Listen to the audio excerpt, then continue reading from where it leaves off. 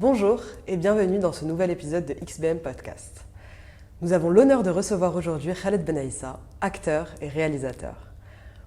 Derrière Khaled Benaïssa, il y a Khaled, qui nous a partagé avec beaucoup de sincérité et de générosité des anecdotes marquantes et des expériences bouleversantes. Salut Khaled! Salut Inès. Comment ça va? Ça va. Super, merci beaucoup d'avoir accepté notre invitation sur ce nouveau numéro de XBM Podcast. Merci à vous. Moi, XBM, ça commence à devenir un peu ma maison. Ça me fait penser beaucoup à Talafilm à leur début. C'est des petites niches comme ça, artistiques, qui donnent beaucoup d'énergie, beaucoup d'espoir. Quel honneur d'être comparé à Talafilm. On fait des bisous à Faisal et à Yassine. Moi, j'aime bien participer. Autant j'aime les premiers films de réalisateurs, autant j'aime les débuts d'aventures, de production, de structures qui font tout pour l'art. J'aime les débuts. Génial, merci.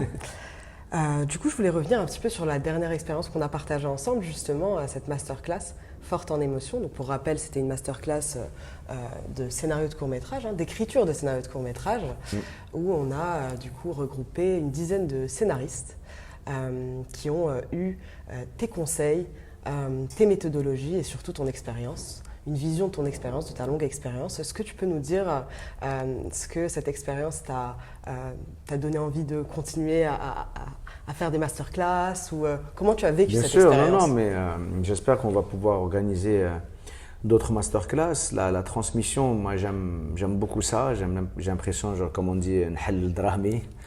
J'aime transmettre. C'est un grand hommage à ma maman, qui est une enseignante, qui est une grande pédagogue. Et la transmission, pour moi, ça a une valeur, l'enseignement, la formation, la générosité de l'expérience. On peut être généreux financièrement, on peut être généreux avec le temps, mais la formation, c'est encore plus précieux parce que transmettre à quelqu'un ce que tu as vécu, et non, dans le cinéma, c'est pas par hasard que dans toutes les grandes écoles de cinéma, il y a ce qu'on appelle les intervenants. Donc c'est l'expérience personnalisée de chacun qui est la chose la plus rare et la plus importante à transmettre aux gens. C'est pour ça qu'il y a des festivals, c'est pour qu'on échange nos expériences, pour qu'on échange nos erreurs. Et ça, c'est super important. Et j'étais très touché pendant la masterclass, il y avait des candidats, c'est devenu très personnel, c'est devenu tout de suite très... on est très vite allé au-delà de la masterclass, un peu école. Moi, d'abord, j'aime pas l'école, même si j'étais un élève, un étudiant et un lycéen très heureux. Parce que, en fait, je suis devenu heureux à l'école quand j'ai compris que ça pouvait être un public, et comme ça pouvait être un champ expérimental. Et donc, l'école, c'est quelque chose que j'aime beaucoup. J'aime beaucoup Daniel Pennac comme un roman, qui est un grand pédagogue. C'est un auteur et un écrivain que j'aime beaucoup. Comme un roman est un roman pas très gros, mais tellement intense, court et intense. Comme un roman de Daniel Pennac. Et en plus de former les autres, est-ce que toi, à titre personnel, tu te formes toujours dans l'actorat ou dans d'autres domaines? Est-ce que tu peux nous parler un peu des domaines dans lesquels tu te formes? Moi, je suis de formation architecte et j'ai exercé 2 ans d'architecture. D'ailleurs, je rends hommage à mes profs. Et l'école d'architecture, c'était vraiment ma grande école. Dans tout, comment apprivoiser une idée, comment imaginer, comment déprimer, comment gérer une grosse dépression. Delhomme, Mustafa Delhomme, quand j'avais fait un affichage sur la Casbah, et il a été très sévère, mais en même temps, quelques mois après, j'ai compris qu'il était tellement surpris par mon affichage qu'il a réagi comme ça parce qu'il voulait être exigeant envers moi. Et donc son exigence et sa sévérité m'avaient plongé dans une dépression sérieuse. Et très tôt, c'était la 2e année d'architecture.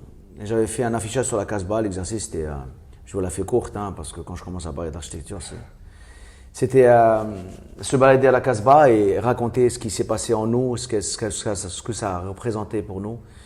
Et j'avais mis une femme avec le hayek debout comme affichage. Et il est devenu fou, il croyait que c'était l'architecture Fatma, l'architecture Aïcha. Il croyait que je suis tombé en plein dedans du cliché, de l'orientalisme. Et moi, c'était tout à fait le contraire. Je me suis dit, à la Casbah, toutes les calligraphies, toutes les iconographies de la Casbah, que ce soit un tableau, que ce soit une photo, il y a toujours cette silhouette, comme un fantôme de notre ancêtre. Et j'ai fait une comparaison entre la maison de la Casbah et une femme habillée en haïk. Et la comparaison et la ressemblance est frappante. C'est un volume blanc, sans façade, avec un minimum d'ouverture. Je me dis, c'est pas possible que ce soit seulement un hasard. Et le Ma'alem a construit la maison de la Casbah comme une maison féminin par excellence. C'est la femme qui habite là-dedans, dans la maison, toute la journée. Et donc, il a dû sûrement s'en inspirer.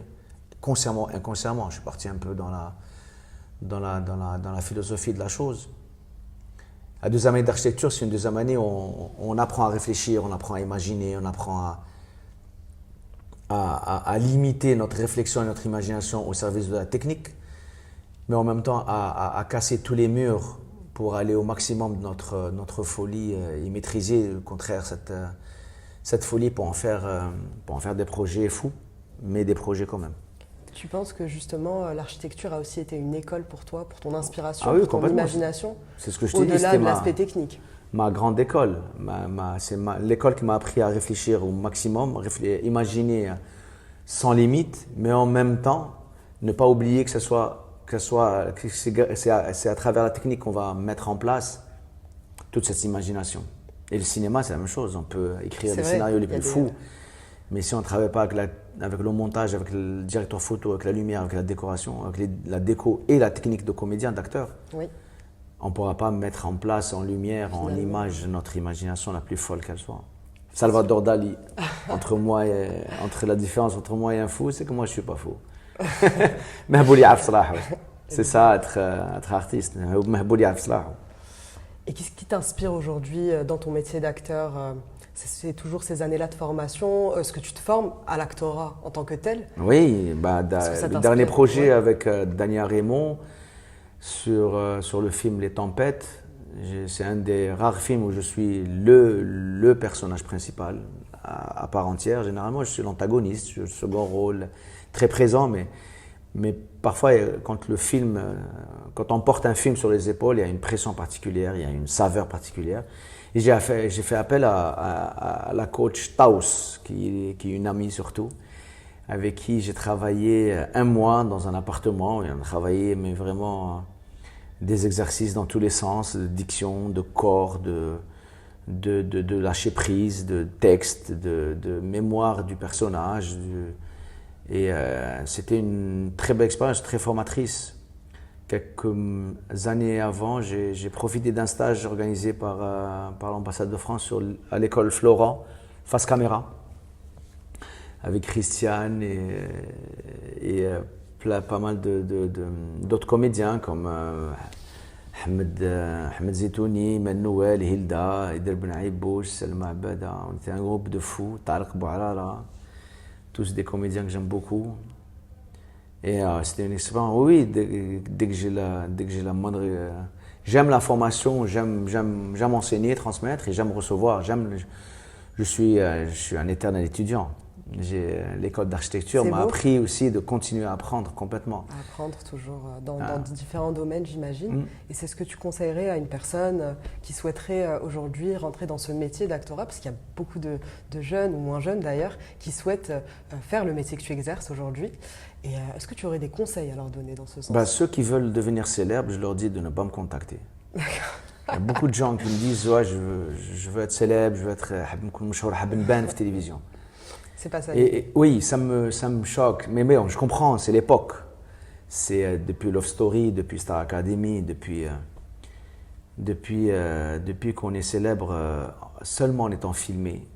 En fait, le média a pris le dessus sur le contenant a pris le dessus sur le contenu. Le contenant, c'est le média, c'est la visibilité, c'est Internet, c'est la caméra, c'est la télévision, c'est le direct. Le contenu, c'est le chanteur, danseur, créateur, sculpteur, peintre, acteur. C'est l'artiste.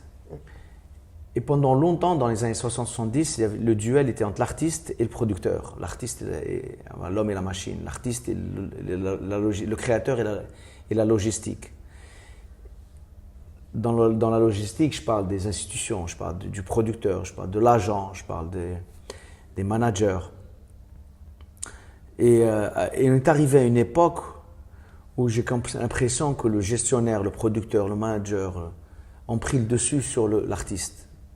Dans les années 80, on avait Minnie et Vanilli qui n'ont jamais chanté dans leur vie. Les boys bands, ce pas des artistes qui ont voulu devenir artistes ou qui sont devenus malgré eux artistes. C'est sur ça. C'est une idée de producteur, Absolument. C'est une idée de manager. Ouais.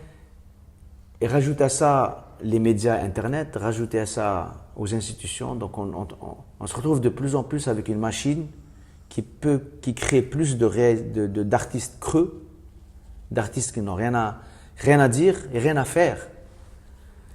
C'est fou comment c'est-à-dire tu nous évoques que finalement ce métier, ce n'est pas un choix. C'est vraiment que ça vient de l'intérieur et il faut, je crois, avoir cette essence au fond de soi qui te dit je dois être acteur, c'est ça? Moi, je me suis battu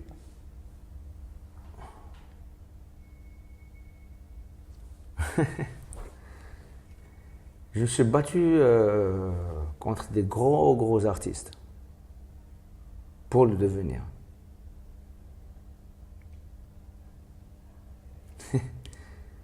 On l'a jamais fait, celle-là. Je me suis battu contre mon père et mon beau-père, qui sont deux grands dramaturges, grands artistes, connus et reconnus, qui m'ont très vite dit si tu es là pour faire le beau gosse, tu as intérêt à dégager. Mais ils me l'ont dit avec, pas comme ça, ils me l'ont dit par leur propre existence, par leur propre présence, par leur propre existence. À Gomi, par exemple, le plus grand service qu'il m'a rendu, c'est ce métier-là, c'est pas une pizzalie. C'est quoi le mot déjà? Ça veut dire que c'est pas un jeu. On n'est pas là pour faire semblant.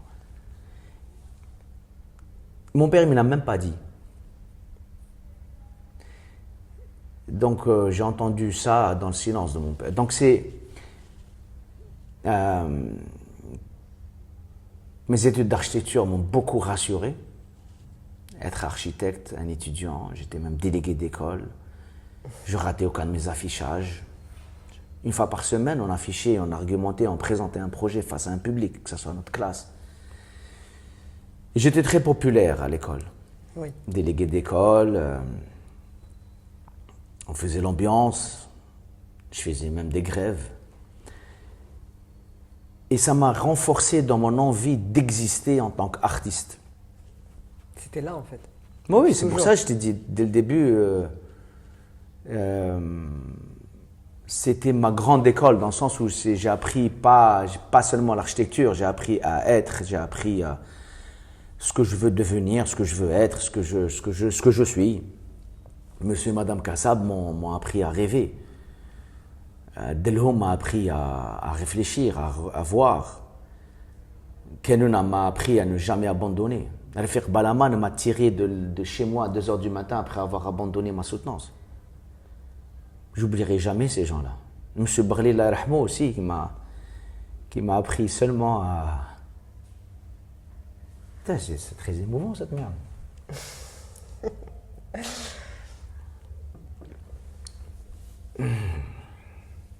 Je crois qu'il y a beaucoup de personnalités et de personnes qui nous marquent. Oui.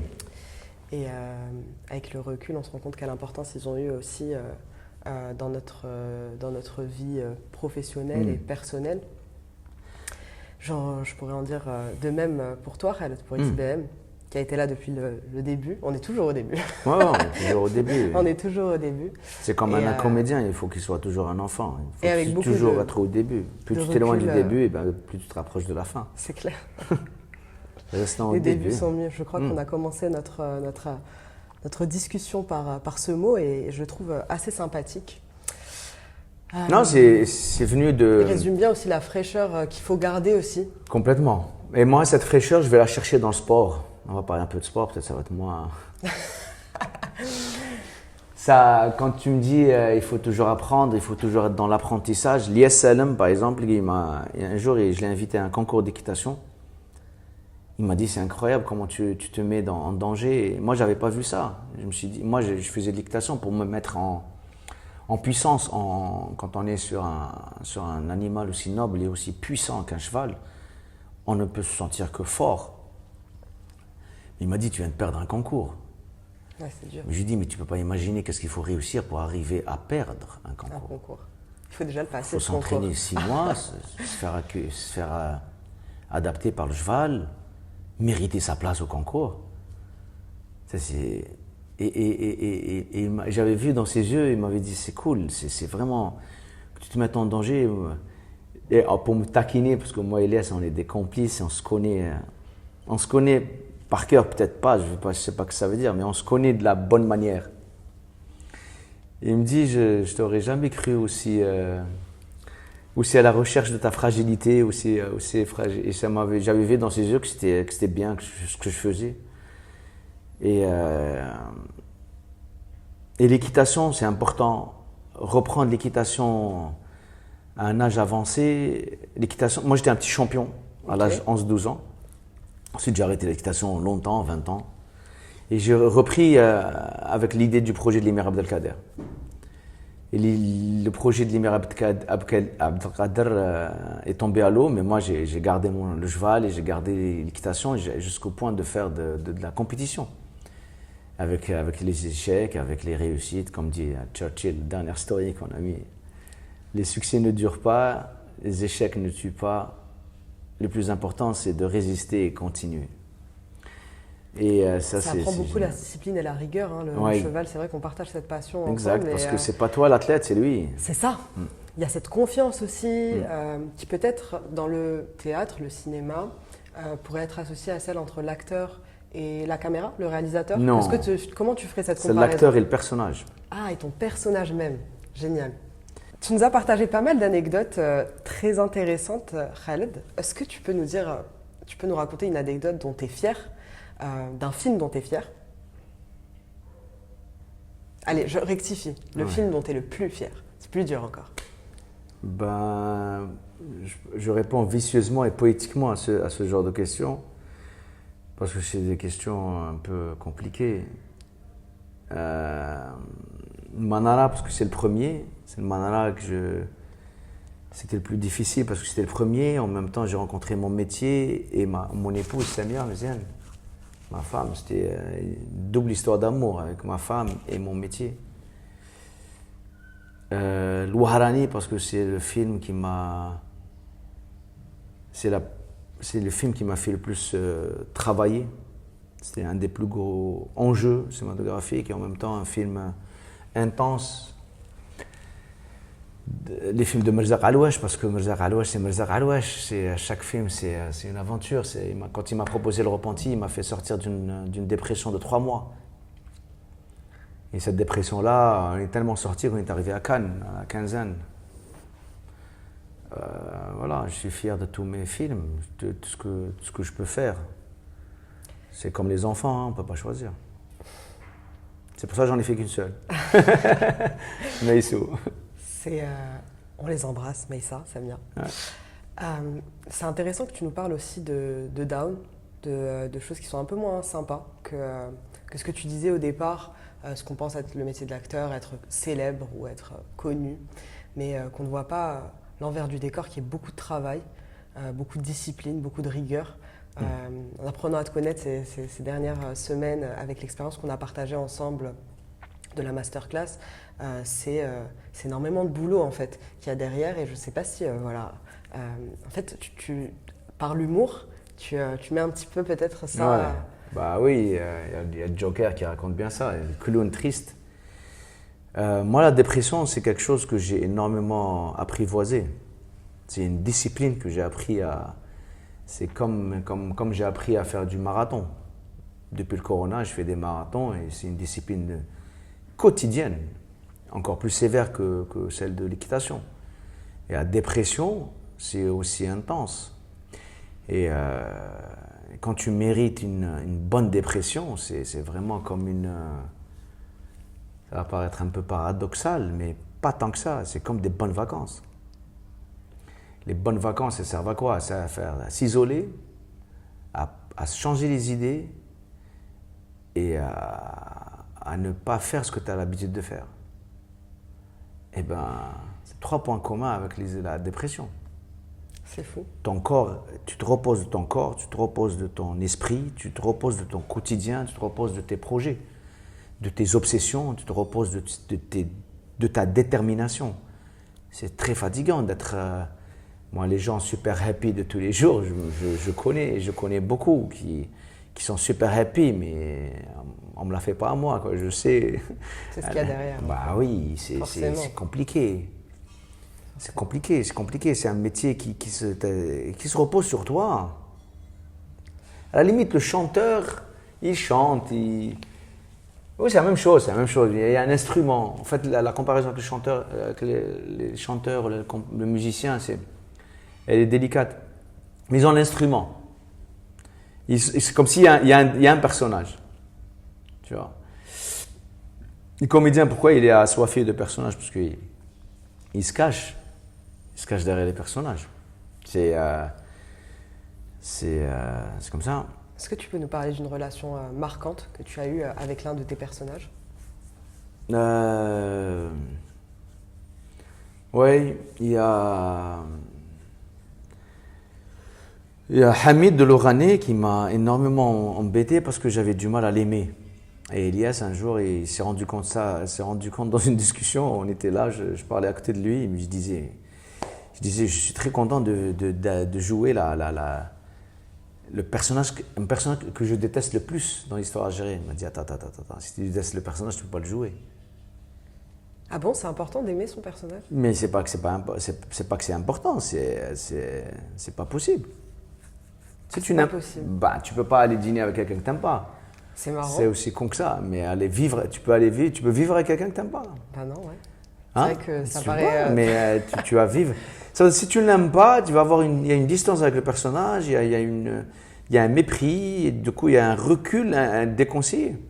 Il y a des reculs souhaités, mais si tu l'aimes pas, comment tu vas l'habiller? C'est comme mettre un vêtement que tu n'aimes pas, Et comment tu travailles l'imachilique et aïk. Donc si tu ne l'aimes pas, il va te fatiguer. Et si tu es fatigué, tu ne seras pas heureux, tu ne seras pas crédible. C'est très compliqué. Donc un des plus excitants travaux que j'ai fait sur Hamid dans l'Oranais, c'est trouver comment l'aimer. C'était pas très difficile parce que Hamid, au fait, ne pas dans la bouche de Liès, c'est que ne pas l'aimer, c'est de ne pas l'avoir compris. Oui. Parce que Hamid, il aimait l'Algérie, il avait une bonne intention, mais c'est l'ivresse du pouvoir qui lui a fait faire ses bêtises. Et concrètement, quand tu finis un jour de tournage avec Hamid, tu l'emportes avec toi le soir, chez toi? Oui, Hamid, pendant toute la période de tournage. Hamid, parce que Hamid, il est physique. Hamid, il est là, quoi. Il est physique, il a pas mal de points communs avec moi, donc il est resté, il a traîné. Et j'avais pas enchaîné, j'ai pas enchaîné avec d'autres personnages.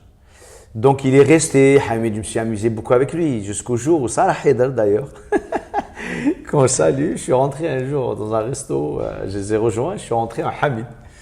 Elle m'a dit, tu vas te calmer, c'est quoi ce personnage-là que j'ai l'impression que Hamid. Je non, pas du tout. Elle dit, comment ça, pas du tout? Regarde.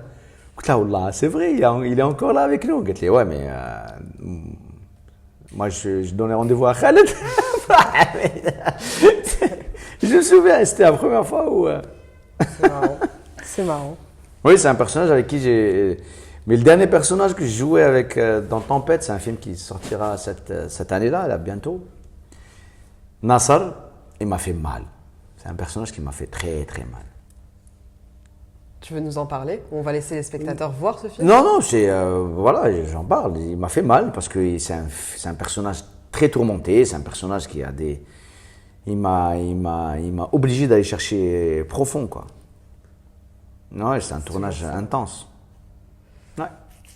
Il y a des personnages comme ça. Cette dualité finalement entre la fiction et la réalité est très mince. Ah bah déjà, moi, j'ai commencé, je me suis pas facilité la chose. Je me suis marié dans un film avant de me marier dans la vraie vie. Avec la même personne? Avec Samia. On s'est marié dans le Manara. Incroyable. Oui. On s'est marié dans le Manara. On n'a eu qu'une seule fille dans le Manara. Et on s'est rencontrés dans ce film. On est tombé amoureux dans ce film. On a pratiquement commencé notre histoire amoureuse dans ce film. Et on s'est mariés 5-6 ans après. C'est incroyable. Non, 2003-2009, plus loin encore. C'est fou avec le recul après de voir qu'en fait oui, donc pour moi et Samia, la fiction, c'est pas si irréel que ça. C'est pas si dénué complètement de réel. C'est incroyable. Et est-ce qu'il te reste de la place pour le rêve? Oui, là, c'est pas qu'il me reste la place du rêve. Pour le rêve, je rêve beaucoup. Je rêve éveillé, je rêve. Le rêve, c'est comme la carotte du cheval. Je me débrouille toujours pour avoir des projets. C'est génial. C'est génial d'avoir encore de la place pour le rêve. Au fait, tu sais, Inès, le sport, je fais beaucoup de sports très différents. Oui, on a entendu marathon. Marathon, je suis en short cuissette dans la rue. Prochain rendez-vous de marathon. Oui, le 21 avril, ce dimanche-là à Londres. Ouais. Et à cheval, je suis en cuir sur un cheval, sinon je suis sous l'eau en plongée. Au fait, c'est mon hygiène de comédien.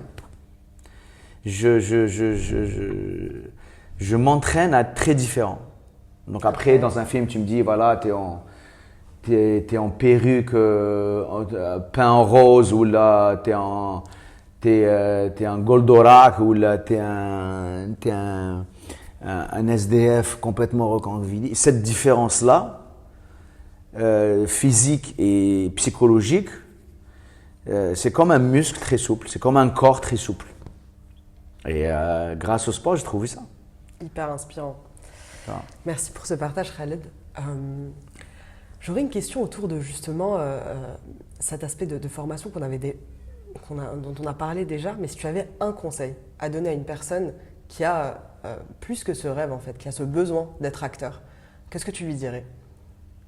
Comme ça, on va leur dire tous face caméra. S'il a plus que ce rêve pour devenir comédien, il n'a aucun conseil à recevoir de personne. S'il est si motivé que ça, ouais. Moi, c'est ce que j'ai dit il y a quelques jours. Quelqu'un m'a écrit un message comme ça. Il m'a dit, je veux être acteur parce que voilà. Un texte vraiment très émouvant. Je dis, j'ai aucun conseil, tu as tout. Exécute. Ce que tu viens de m'écrire, exécute-le. Ne lâche rien, tu as les Facebook, tu as Instagram. Mais il y a quelques années, on était en train de mépriser les Instagrammeurs, ils viennent de l'Instagram, machin chouette. Ouais. Mais moi, à l'époque, déjà, il y a 5-6 ans, quand ils sont tombés dessus, sur les Instagrammeurs, je leur ai dit, moi, à 20 ans, j'avais Instagram, qu'on est comme téléphone. Mais c'est pas possible, vous ne pouvez pas dire aux gens, vous ne pouvez pas mépriser les gens d'utiliser les moyens de leur époque. Bien sûr. Dans les années 80-70, ceux de la télé ceux du théâtre méprisaient ceux de la télé, ceux du cinéma méprisaient ceux de la télé. Ceux du théâtre méprisaient ceux du cinéma et ceux de la télé. C'est naturel. C'est naturel, oui, bien sûr. Et c'est un métier qui est basé énormément sur l'ego. Tout le monde veut être rôle principal. Tout le monde veut être le meilleur. Tout le monde est assoiffé. On fait ce métier-là parce que d'abord, on a un ego surdimensionné. Mais ce métier-là, si ce métier-là ne t'apprend pas à maîtriser, à contrôler cet ego et devenir quelqu'un de normal, vous savez mieux que moi qu'il y a beaucoup de gens qui se sont suicidés à l'âge de 27 ans. Ouais. Donc, si tu n'as pas l'humour pour aller au-delà de toi-même, si tu n'as pas la passion pour ne jamais t'arrêter, et si tu n'as pas la détermination pour assimiler les échecs et comprendre que ça fait partie du schmilblick, un athlète qui ne se blesse pas, ça n'existe pas. Et un artiste qui ne déprime pas, ça n'existe pas. Et un cavalier qui ne tombe pas, ça n'existe pas. Tout ça fait partie du schmilblick. Et heureusement, t'imagines, le cavalier n'est jamais tombé. Il arrive à la Coupe du Monde, Du coup, il va tomber le jour. Tomber, déprimé, soyez triste, mais continuez, travaillez. Non, ne vous inquiétez pas. Tomber, déprimé, soyez triste, ne vous inquiétez pas, c'est normal. Du moment où tu te dis c'est normal, c'est important et c'est même souhaitable, donc ça ne devient pas si dramatique, ça devient un élément de la situation. Si tu prépares un marathon, tu te blesses la veille, il n'y a pas plus déprimant, il n'y a pas plus triste.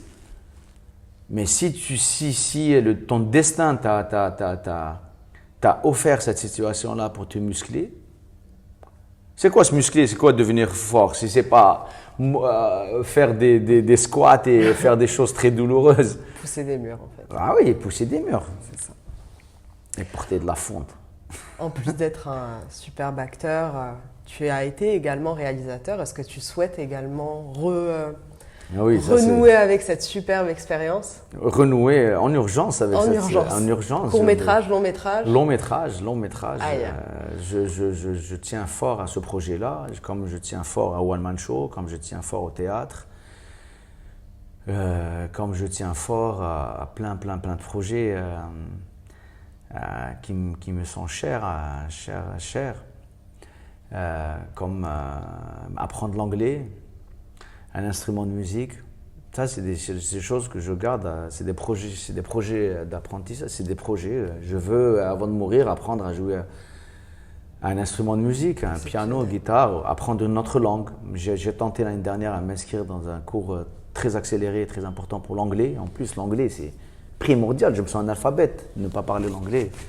Je me sens con de ne pas parler l'anglais. Il y a beaucoup de gens qui... Je pense qu'en voyant cette vidéo, ils vont dire « Oh, il parle beaucoup français. » Mais oui, vous m'avez entendu parler à l'arabe. Vous savez que je parle arabe. نعرف نهضر عربية فصحى ولا عربية درجة. Mais là, dans une interview comme ça, je suis inspiré à réfléchir en français. Je parle en français. Et si je suis interviewé par un Américain, je voudrais lui répondre en anglais. La langue, c'est comme les sports. C'est comme arrêtons de croire que le français, c'est la langue du colonisateur. C'est une compétence, c'est une connaissance comme tant d'autres. Oui, à donc la langue, c'est un apprentissage. L'arabe me permet de lire certains livres en arabe et comprendre certaines dimensions. De jouer des films en arabe, classiques ou la Bederja, permettent de comprendre certaines pièces de théâtre. Le français, pareil. Et l'anglais, j'espère prochainement. Il y a beaucoup de jeunes en ce moment qui sont plus portés sur l'anglais. C'est magnifique. Il faut Amaziria. Le kabyle, et c'est à côté. Prends-le, le kabyle. Ça va te développer des articulations incroyables. Ça va te permettre d'accéder à des poésies en version originale, tout comme le français. Quand je parle en français, je ne pense pas à la France, je pense pas au français. Je pense à mes études d'architecture qui étaient en français, je pense à des films que j'ai vus en français. Quand je parle en arabe, je pense j'ai d'autres sensations, d'autres références. Et tant mieux, ouvrons-nous, le monde ne s'arrête pas à l'Algérie. Apprends des choses. L'enfant, il est intéressant, il est intelligent, il est enfant c'est pas parce qu'il a 8 ans, il a 6 ans, parce qu'il est en train d'apprendre. Il est en train d'apprendre à marcher. Là. Et t'imagines, moi je donnerais tout pour réapprendre à manger, réapprendre à monter des escaliers. Un comédien, il fait ça tout le temps. C'est vrai, ouais. Imagine, apprendre à sortir dans la rue seul. J'ai un souvenir précis, d'ailleurs j'en ai fait un court-métrage peur virtuel. Les premiers temps où j'étais réellement seul.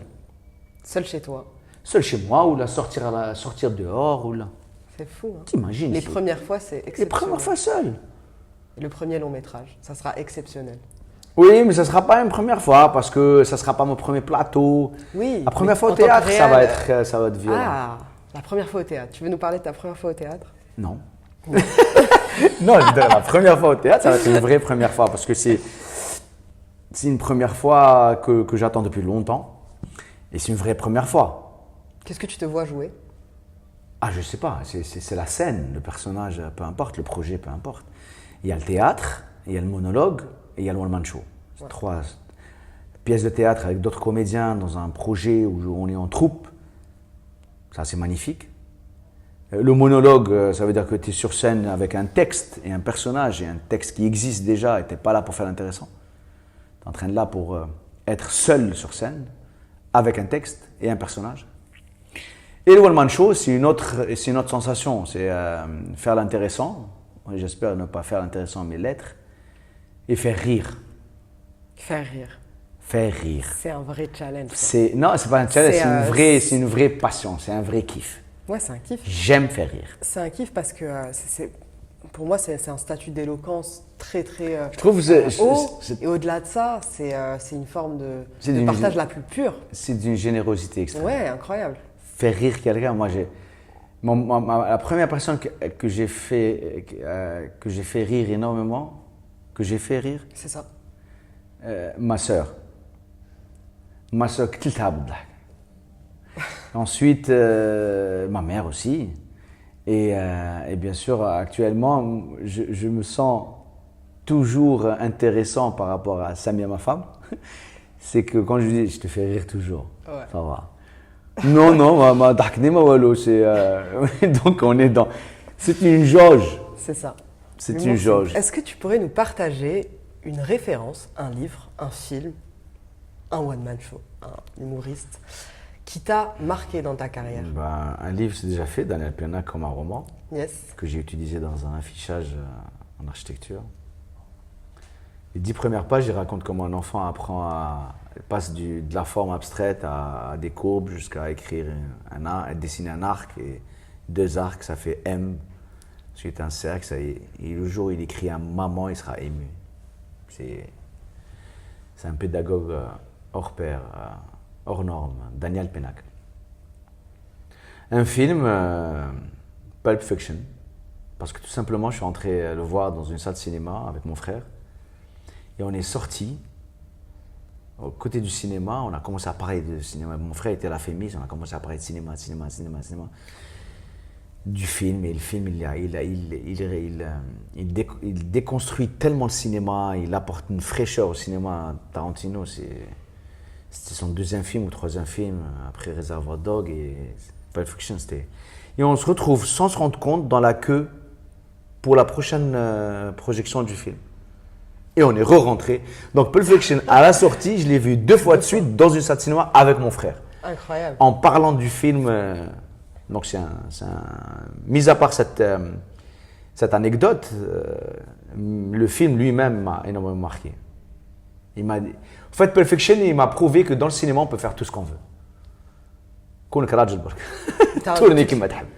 Tu peux faire tout ce que tu veux, début, fin, tuer un personnage, mais il faut que ça soit cohérent dans l'intérieur du film, dans le scénario, dans le décor, tout. Ouais. Il a ramené même. Tu peux tout faire.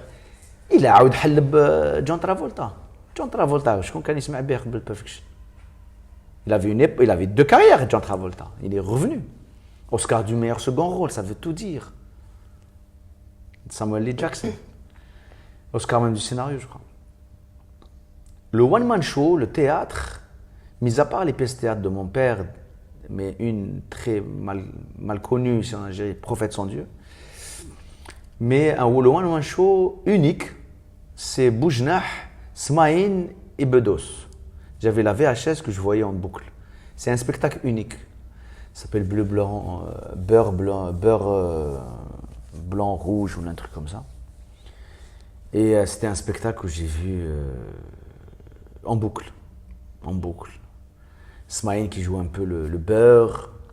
Bedos, la satire politique, Boujnah, l'humour juif, et les 3, c'était puissant, super puissant. Et bien sûr, tout ce qu'a fait Gad el-Maleh, et essentiellement les débuts. Gad el-Maleh Kima Chab Khaled, c'est les premiers albums, la base. La base, c'est les premiers albums. Après, c'était un peu la grande carrière, et c'est normal. Mais les premiers spectacles, les premiers sketchs de Gad el-Maleh, ils nous ont tous conditionnés. On parlait Gad el-Maleh. En fait. C'est ça. Voilà ce qui me vient comme ça à l'esprit. Sinon, il y a des films qui m'ont marqué, les films pour faire plus intelligent, Underground, Papa est parti en enfer, Citizen Kane, c'est un peu j'aime beaucoup Robert De Niro, Taxi Driver, Tu vois, tous ces films-là qui nous ont rassurés, qui m'ont stimulé par rapport au cinéma. Tu vois, j'aime autant De Niro et son rapport à sa carrière. Sa fidélité avec son réalisateur, Scorsese. Sa générosité envers DiCaprio. Ils se sont rencontrés dans un téléfilm que j'avais vu, genre Blessure profonde, et il l'a amené chez Scorsese pour le retrouver là dernièrement dans un dernier film de Scorsese, un peu trop long dans une histoire indienne. Ils étaient face à face. Moi j'aime bien ses parcours, ses carrières un peu cohérentes, habitées. Tu sais, De Niro, c'est acteur studio, hein, c'est pas de la rigolade. C'est le mec dans Raging Bull, il a pris 30 kilos, taxi driver, il a fait taxi pendant 6 mois. C'est des mecs sérieux. Il a un rapport aux médias, aux journalistes presque inexistant. En fait, c'est des acteurs qui, le chapitre célébrité, vedette, mais ils ne l'ont pas pris en compte. Complètement. Mais ça ne fait pas partie du... C'est une conséquence. Ce n'est pas un objectif. Merci. Merci à vous. Pour tous ces partages. Merci. C'était une conversation très intéressante pour moi. J'espère qu'elle le sera aussi pour les gens qui nous écouteront. Quels sont tes prochains rendez-vous? Quand est-ce qu'on va te revoir prochainement? Il y a le festival de Annaba prochainement, il me semble. Il y a le marathon le 21 avril ce dimanche. Ah, marathon déjà. Il y a projection, un grand retour à la ville natale à Annaba avec la Habib El Mehdi. J'ai l'impression de revenir comme un héros. J'ai jamais présenté un de mes films à Annaba. Et je vais présenter un des plus médiatiques et un des plus importants personnages que j'ai campé, parce qu'il y a le rôle principal, mais il y a le rôle titre. La Habib El Mehdi est un rôle titre. Bien sûr. C'est une responsabilité, et quel personnage. Artistiquement, c'est déjà énorme. Rajoute à cela le politique et l'historique, c'est énorme. Ce sera à Annaba, là où je suis né, là où j'ai nagé pour la première fois, là où j'ai couru pour la première fois. Et Annaba, c'est plus qu'important. C'est très important. Et voilà, et peut-être une petite surprise aux Jeux Olympiques. Jeux Olympiques. Ah. Bon. On va rester très très branchés. Merci beaucoup Khaled. À très bientôt. Salut. Merci à tous.